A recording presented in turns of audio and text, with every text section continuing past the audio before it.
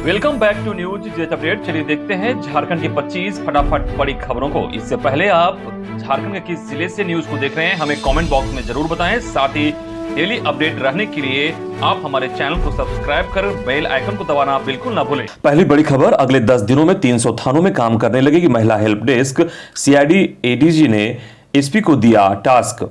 झारखंड के सभी जिलों के चिन्हित 300 थानों में महिला हेल्पलाइन खोलने की डेडलाइन तय कर दी गई है। अगले 10 दिनों के भीतर राज्य के वैसे थाने जिन्हें महिला हेल्पलाइन के लिए चयनित किया गया है उनमें महिला हेल्प डेस्क खोल दी जाएगी। शुक्रवार को सीआईडी एडीजी प्रशांत सिंह ने वीडियो कॉन्फ्रेंसिंग के जरिए मीटिंग में सभी जिलों के इस संबंध में आदेश दे दिया है। सीआईडी एडीजी ने कहा कि अगले 10 दिनों के भीतर महिला हेल्प डेस्क तैयार कर लें। शुक्रवार को अगली खबर, श्री रामकृष्ण शारदा आश्रम शिक्षक प्रशिक्षण महाविद्यालय में व्याख्यान माला का आयोजन। झारखंड के हजारीबाग जिले में स्थित श्री रामकृष्ण शारदा आश्रम शिक्षक प्रशिक्षण महाविद्यालय में व्याख्यान माला का आयोजन किया गया। व्याख्यान माला के चौथे दिन की शुरुआत प्राचार्य डॉक्टर समाप्ति पॉल, मुख्य वक्ता डॉक्टर सुकल्याण मोइत्रा, राजनीति विभाग विनोबा यूनिवर्सिटी वरिष्ठ प्राध्यापिका अपोलिना बाकला एवं अन्य सहायक प्राध्यापकों के द्वारा स्वामी विवेकानंद की प्रतिमा पर पुष्प अर्पण कर किया गया। कार्यक्रम के प्रारंभ में श्री रामकृष्ण शारदा आश्रम के शिक्षक प्रशिक्षण महाविद्यालय प्राचार्य डॉक्टर पॉल ने मुख्य वक्ता को पुष्पगुच्छ एवं शॉल प्रदान कर सम्मानित किया। मुख्य वक्ता ने राष्ट्र के निर्माण में शिक्षकों की भूमिका विषय पर अपने व्याख्यान में कहा कि शिक्षक पहले स्वयं, फिर परिवार, समाज, तब फिर राष्ट्र का निर्माण करता है। हमें हृदय और मस्तिष्क के बीच संतुलन स्थापित करना होगा। शिक्षक विद्यार्थी के मन में चेतना जागृत करता है। विषय तो सिर्फ शिक्षा का एक माध्यम है। चेतना ही वह ताकत है जो मनुष्य को सही और गलत की पहचान कराता है। अगली खबर, मुख्यमंत्री हेमंत सोरेन पहुंचे दिल्ली, सम्मेलन में पीएम के साथ लेंगे हिस्सा। देश के मुख्यमंत्रियों और उच्च न्यायालयों के मुख्य न्यायाधीशों का संयुक्त सम्मेलन दिल्ली में शनिवार को आयोजित है। इस सम्मेलन में शामिल होने के लिए मुख्यमंत्री हेमंत सोरेन शुक्रवार शाम नई दिल्ली पहुंच गए हैं। विज्ञान भवन में हो रहे इस सम्मेलन का उद्घाटन प्रधानमंत्री नरेंद्र मोदी शनिवार को करेंगे। जानकारी के अनुसार मुख्यमंत्री ने हैदराबाद से ही नई दिल्ली की उड़ान भरी। हैदराबाद में उनकी मां का उपचार हो रहा है। बताया जा रहा है कि सीएम सोरेन की मां की सेहत में पहले से सुधार है।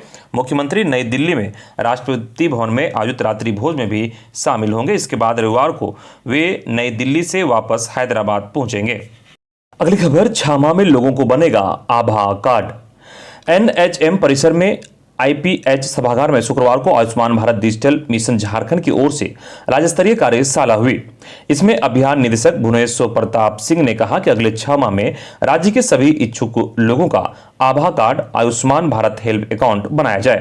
उन्होंने कहा कि आभा कार्ड के जरिए देश के हर नागरिक अपनी सारी हेल्थ रिपोर्ट चिकित्सक के साथ साझा कर सकेगा। उसकी सारी स्वास्थ्य संबंधी रिपोर्ट इसी कार्ड में संग्रहित रहेगी।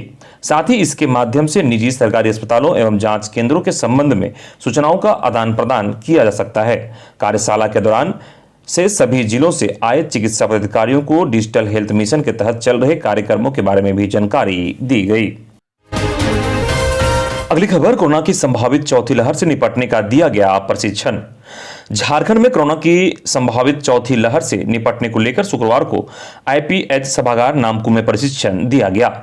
इसमें सभी जिलों के जिला सर्विलांस पदाधिकारी, जिला डाटा प्रबंधक समेत संबंधित पदाधिकारियों को ओडीएएस की कार्यप्रणाली, उपयोगिता एवं मॉनिटरिंग का प्रशिक्षण दिया गया।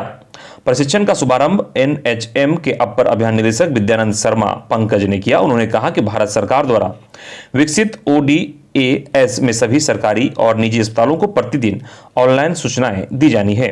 इसके माध्यम से अस्पताल से लेकर प्रखंड, जिला व राज्य स्तर पर ऑक्सीजन की जरूरत का पता चल जाता है। इसी आधार पर उपलब्धता सुनिश्चित होगी। अगली खबर, बिजली संकट, सरकार ने रद्द की 657 ट्रेनें। सरकार ने कोयला वैगनों की प्राथमिकता देते हुए कई ट्रेनों को रद्द कर दिया है।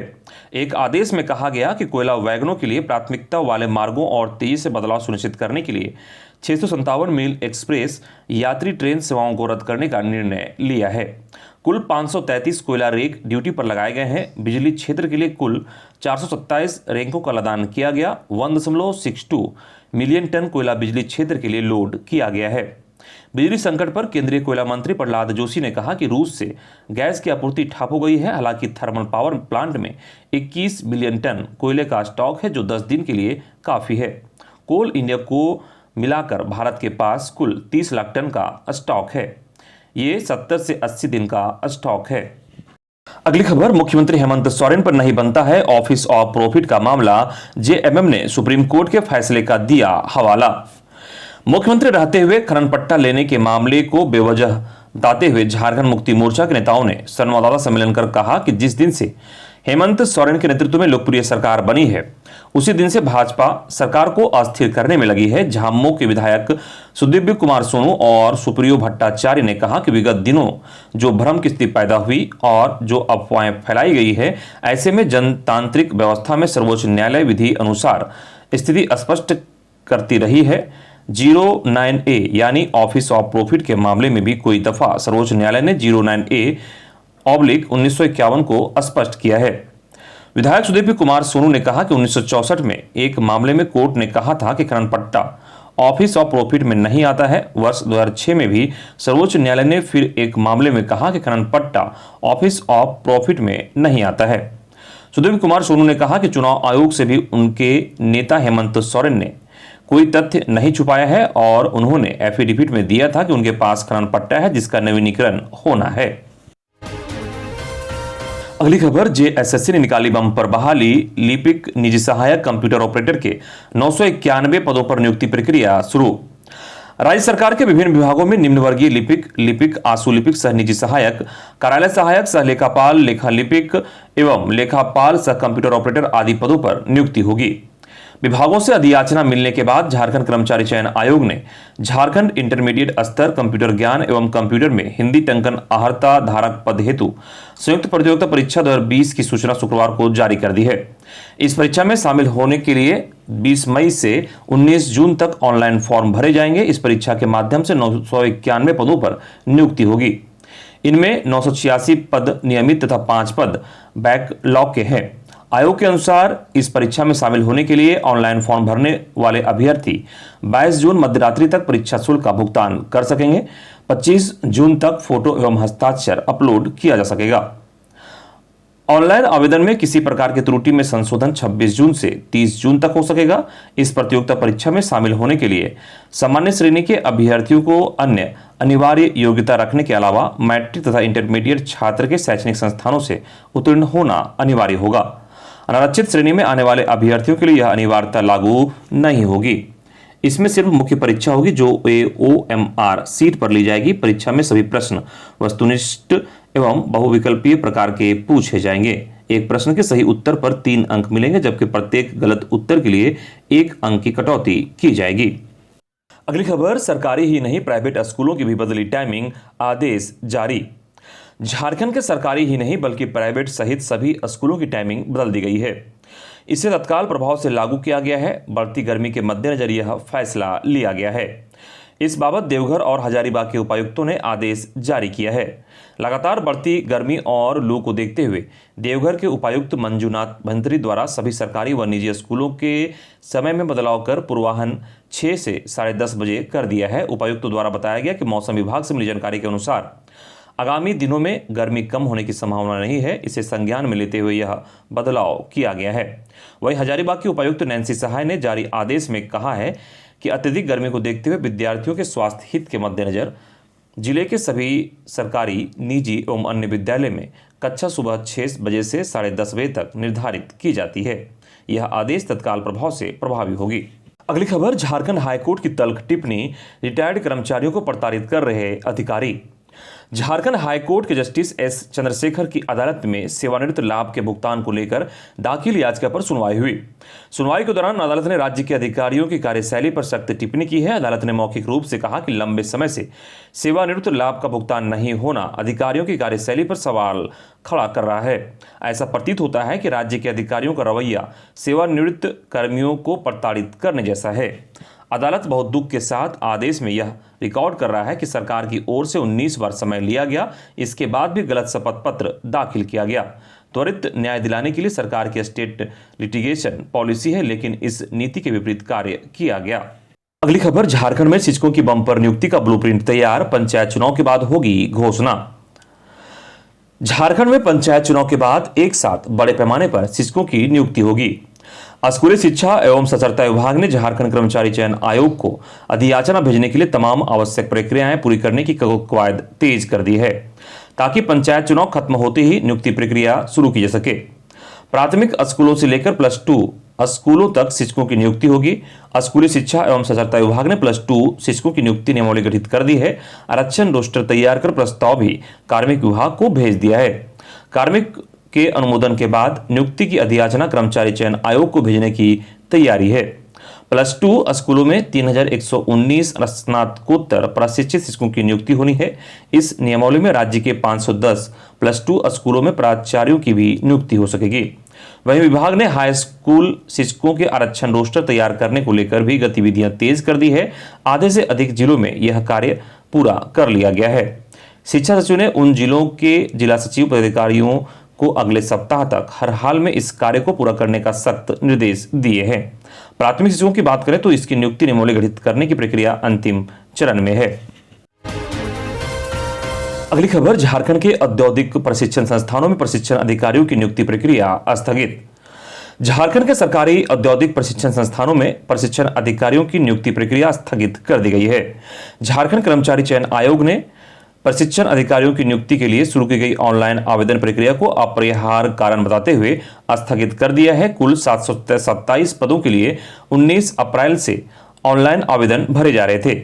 इनमें नियमित एवं बैकलॉग दोनों श्रेणी के पद शामिल हैं। राज्य के औद्योगिक प्रशिक्षण संस्थानों में लंबे समय बाद प्रशिक्षण अधिकारियों की नियुक्ति हो रही थी।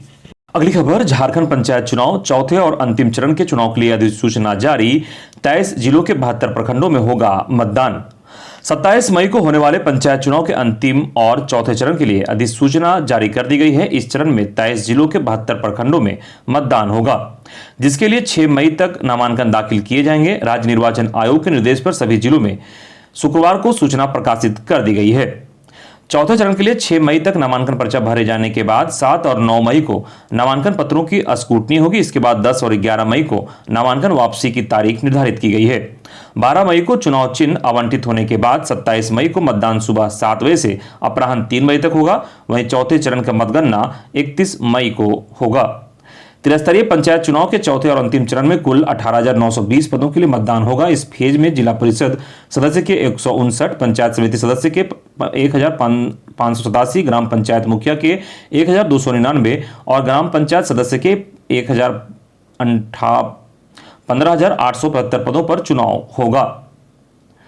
वहीं 29 तारीख को प्रथम चरण को लेकर संबंधित प्रत्याशियों का चुनाव चिन्ह भी जारी कर दिया गया। इनका 14 मई को पहले चरण का मतदान होगा। इधर पंचायत चुनाव में महिला कर्मचारियों की भी लगेगी ड्यूटी। राज्य पंचायत चुनाव आयोग ने पंचायत चुनाव में महिला सहायक अध्यापिका व महिला कर्मचारियों की ड्यूटी को लेकर सशर्त मंजूरी दे दी है। इस संबंध में आयोग के सचिव राधेश्याम प्रसाद ने इसे लेकर आदेश जारी कर दिया है।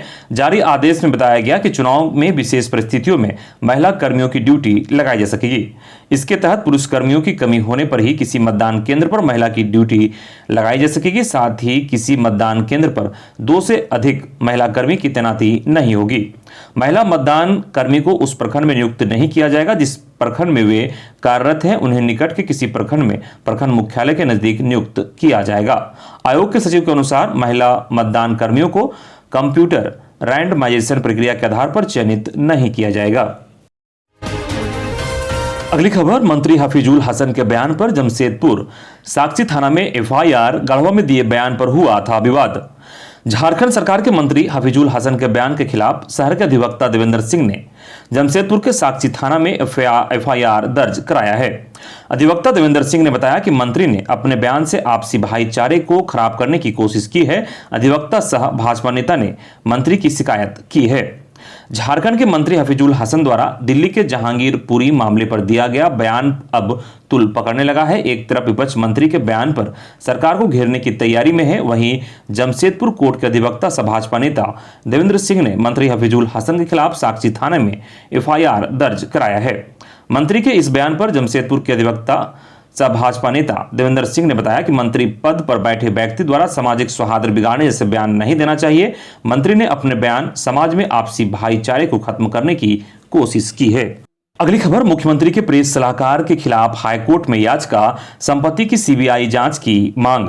झारखंड के मुख्यमंत्री हेमंत सोरेन के प्रेस सलाहकार अभिषेक प्रसाद और पिंटू के खिलाफ झारखंड हाईकोर्ट में जनहित याचिका दायर की गई है। याचिकाकर्ता शिवशंकर शर्मा ने अधिवक्ता राजीव कुमार के माध्यम से यह याचिका दायर की है। इसमें अदालत से प्रार्थना किया गया है कि प्रेस सलाहकार को उनके पद से हटाया जाए और उनकी संपत्ति की सीबीआई और ईडी से जांच कराई जाए। याचिकाकर्ता शिवशंकर शर्मा ने अपनी याचिका के माध्यम से आरोप लगाया है कि प्रेस सलाहकार के पद पर अभिषेक प्रसाद और पिंटू की नियुक्ति गलत है, क्योंकि जिस पद पर उनकी नियुक्ति हुई है उसकी योग्यता उनके पास नहीं है। वो प्रेस सलाहकार के पद पर हैं, लेकिन मास कम्युनिकेशन या जर्नलिज्म से संबंधित कोई प्रमाण पत्र उनके पास नहीं है। वह कभी पत्रकार नहीं रहे हैं। उनको दिया जा रहा वेतन और अन्य भत्ता पब्लिक मनी का दुरुपयोग है, इसलिए उन्हें इस पद से हटा दिया जाए। अगली खबर, अस्थायी अमीनों की बहाली करे सरकार, जमीन विवाद घटेगा, राजस्व बढ़ेगा। झारखंड प्रशिक्षित अमीन एसोसिएशन की बैठक शुक्रवार को हुई। बैठक में मांग की गई कि सरकार राज्य में अस्थायी अमीनों की बहाली करे। इससे जहां प्रशिक्षित अमीनों को रोजगार मिलेगा, वहीं सरकारी राजस्व बढ़ने के साथ ही बढ़ती जमीन विवाद का कम किया जा सकेगा। बैठक में राज्य में बढ़ते भूमि विवाद को किस तरह कम किया जाए, इस पर भी चर्चा हुई।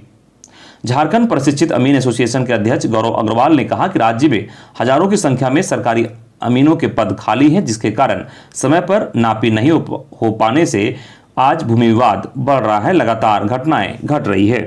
अगली खबर, नई राष्ट्रीय शिक्षा नीति एनईपी के अनुरूप नए स्कूली पाठ्यक्रम को लेकर अब लंबा इंतजार नहीं करना होगा। शिक्षा मंत्रालय की देखरेख में पाठ्यक्रम तैयार करने में जुटी टीम ने विस्तृत गाइडलाइन तैयार की है, जिसमें सबसे पहले स्कूली पाठ्यक्रम के फ्रेमवर्क को अंतिम रूप दिया जाएगा। आने वाले बसंत पंचमी तक प्ले स्कूल के पाठ्यक्रम का फ्रेमवर्क तैयार कर लिया जाएगा। बाकी स्कूली पाठ्यक्रम को भी अगले कुछ महीनों में अंतिम रूप दे दिया जाएगा। नए स्कूली पाठ्यक्रम के लिए फ्रेमवर्क को अंतिम रूप देने की खातिर शिक्षा मंत्री धर्मेंद्र प्रधान ने शुक्रवार को गाइडलाइन जारी की है। इसके तहत नए पाठ्यक्रम की रूपरेखा को लेकर सभी पक्षों से सुझाव लिए जाएंगे। दूसरी ओर स्कूली पाठ्यक्रम की रूपरेखा तय करने को दूसरे मंत्रालय से भी लिए जा रहे सुझाव, नोडल अधिकारी भी किए गए नियुक्त। स्कूली पाठ्यक्रम को तैयार करने के लिए चल रही रायशुमारी की मुहिम में केंद्र सरकार के कई मंत्रालयों व विभागों ने भी अपने सुझाव दिए हैं। साथ ही यह भी सिफारिश की है कि नए स्कूली पाठ्यक्रम को जिस तरह से भविष्य को ध्यान में रखते हुए तैयार किया जा रहा है, उनमें उनकी ओर से सुझाए गए विषयों को भी पढ़ाया जाना जरूरी है। विज्ञान एवं प्रौद्योगिकी मंत्रालय ने स्कूली बच्चों को वैदिक गणित और कोडिंग और पर्यावरण मंत्रालय ने जलवायु परिवर्तन जैसे विषयों को पाठ्यक्रम में शामिल करने का सुझाव दिया है। अगली खबर, कल नहीं मिलेगी शराब, 2 मई से बेचेगी सरकार। 1 मई को शराब की बिक्री राज्य भर में नहीं की जा सकेगी, क्योंकि वित्तीय वर्ष 2022-23 से सरकार की ओर से शराब बेचने की व्यवस्था की तैयारी की जाएगी। 2 मई से जिले में नए सिरे से शराब की बिक्री होगी। वहीं पिछले वर्ष के लक्ष्य 39 करोड़ 20 लाख को बढ़ाकर इस वित्तीय वर्ष में 46 करोड़ 68 लाख रुपये कर दिया गया है। नए सिरे से किए गए बदलाव में पुराने दुकान प्रभारियों व सेल्समैन को हटा दिया गया है। वहीं अब सरकार की ओर से आवंटित एजेंसी के माध्यम से नए लोगों को दुकान प्रभारी व सेल्समैन नियुक्त किया जाएगा। गढ़वा जिले में पूर्व की तरह कुल 54 दुकानें संचालित की जाएगी। इनमें दुकानों का स्थान भी नहीं बदला गया है, सिर्फ खाली पड़े 9 दुकानों का जगह बदलकर संचालित किया जाएगा। उनमें देसी शराब के 19, विदेशी के 18, कंपोजिट शराब के 17 दुकानें शामिल हैं। इधर चाईबासा समेत पूरे झारखंड में अंतिम जुम्मे की नमाज पर जामा मस्जिद में उमड़े लोग।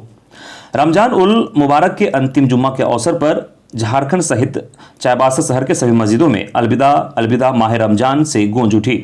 सभी मस्जिदों में अंतिम जुम्मे की नमाज भारी संख्या में लोगों ने अदा की। रमजान उल मुबारक के अंतिम जुम्मे की नमाज जामा मस्जिद में मौलाना ताहा हुसैन, सदर बाजार मस्जिद में कारी मोहम्मद खुश, असरा मस्जिद में साजिद उल कादरी, मदीना मस्जिद में हाफिज असद सादवनी ने जुम्मे की नमाज पढ़ाई। इस अवसर पर सभी मस्जिद नमाजियों से खचाखच भरा रहा। सभी मस्जिदों में अमन, चैन और खुशहाली की दुआ मांगी गई। अगली खबर, दुमका में तेज बारिश संग ओलावृष्टि, घरों के छप्पर उड़े। भीषण गर्मी से जूझ रहे लोगों के लिए शुक्रवार राहत की सौगात लाया। इस दिन दुमका में मौसम ने अचानक करवट ली और बादल छा गए। थोड़ी देर बाद देखते ही देखते काले बादल बरसने लगे।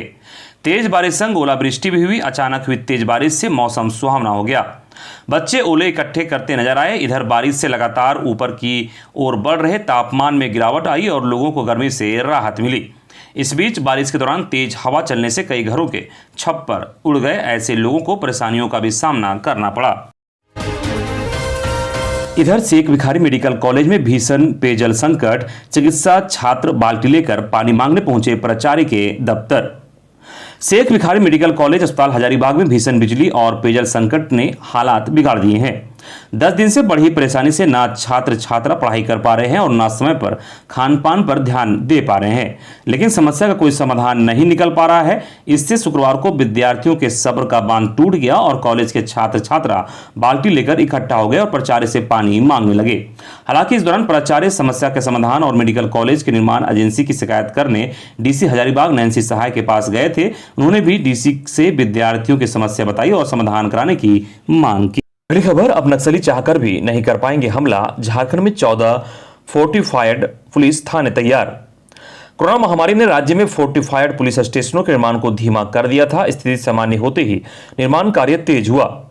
इसका नतीजा यह हुआ कि फोर्टिफाइड पुलिस स्टेशनों का निर्माण करवा रहा Jharkhand police housing corporation limited बहुत जल्द झारखंड पुलिस को 14 नए निर्मित फोर्टिफाइड पुलिस स्टेशन सौंपने वाला है। यहां 90% से अधिक कार्य पूरे हो चुके हैं। पूर्व में 32 ऐसे पुलिस स्टेशन पूरी तरह से तैयार करने के बाद झारखंड पुलिस को सौंपा जा चुका है, जिसके केंद्रांश के रूप में राज्य सरकार ने केंद्र से 35 करोड़ 44,07,526 रुपए की मांग की है।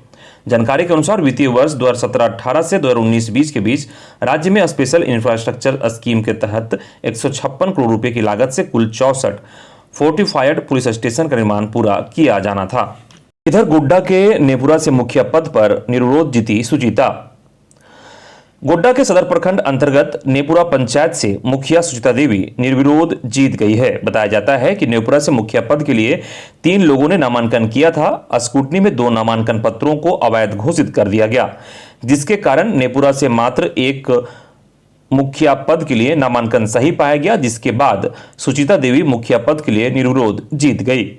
नवनिर्वाचित मुखिया के सम्मान में गांव में कार्यक्रम आयोजित किया गया, जिसका संचालक विधायक प्रतिनिधि जयशंकर सिंह कर रहे थे। उन्होंने कहा कि हम लोगों के लिए गर्व का विषय है। पूरे संथाल परगना में मात्र 1 मुखिया जो मेरे पंचायत और मेरे गांव का प्रतिनिधित्व कर रही थी को पूर्व के 5 साल के कार्य के आधार पर जनता ने निर्विरोध चुन लिया। अगली खबर, राष्ट्रीय लोक अदालत की सफलता को लेकर बैठक। राष्ट्रीय विधिक सेवा प्राधिकार के तत्वाधान में 14 मई को न्यायालय परिसर में राष्ट्रीय लोक अदालत का आयोजन किया जाएगा। इसको लेकर डालसा अध्यक्ष सह प्रधान जिला एवं सत्र न्यायाधीश देवेंद्र कुमार पाठक की अध्यक्षता में पीडीजे कच्छ में अधिवक्ताओं के साथ बैठक हुई। बैठक में अधिक से अधिक वादों का निष्पादन करने के लिए प्रोत्साहित किया गया। कहा कि इसके पूर्व बैंक सहित अन्य विभागीय अधिकारियों के साथ बैठक की गई। इसमें अधिक से अधिक मामलों का निष्पादन कराने का भरोसा दिलाया गया है। अधिवक्ताओं ने लोक अदालत में बेहतर प्रदर्शन करने का भरोसा दिलाया। अगली खबर, टेम्पो पलटने से आधा दर्जन यात्री घायल। खबर गढ़वा का है, जहां गढ़वा के श्री बंशीधर नगर भवनाथपुर मुख्य मार्ग पर शुक्रवार सुबह तुलसी दामर घाटी में टेम्पो पलटने से आधा दर्जन यात्री घायल हो गए। हादसा होते ही चीख पुकार मच गई। आसपास के लोग दौड़कर मदद के लिए पहुंचे। इसके बाद सभी घायलों को इलाज के लिए अनुमंडल अस्पताल लाया गया। प्राथमिक इलाज के बाद चिकित्सकों ने सभी यात्रियों के हालात खतरे से बाहर बताई। इधर पलामू में प्रभारी प्राचार्य और कर्मचारी में मारपीट। पलामू जिला स्कूल में शुक्रवार को प्रभारी प्राचार्य और एक चतुर्थ श्रेणी कर्मी के बीच जमकर हाथापाई हुई। इस दौरान दोनों तरफ से असंसदीय शब्दों का भी बौछार की गई। पलामू प्रमंडल का सर्वाधिक पुराना सरकारी स्कूल सुबह करीब 8:30 बजे अखाड़ा में तब्दील नजर आया। स्कूल के प्रभारी प्राचार्य करुणा शंकर तिवारी और चतुर्थ वर्गीय कर्मचारी हिमांशु तिवारी आपस में झगड़ा कर लिए। दोनों ने एक दूसरे के खिलाफ डंडा भी उठाया। हाथापाई के दौरान वाकयुद्ध भी चरम पर चला। सीमेंट और ईंट बेचने से लेकर लेट लतीफ स्कूल आने के आरोप प्रत्यारोप साझा किए गए।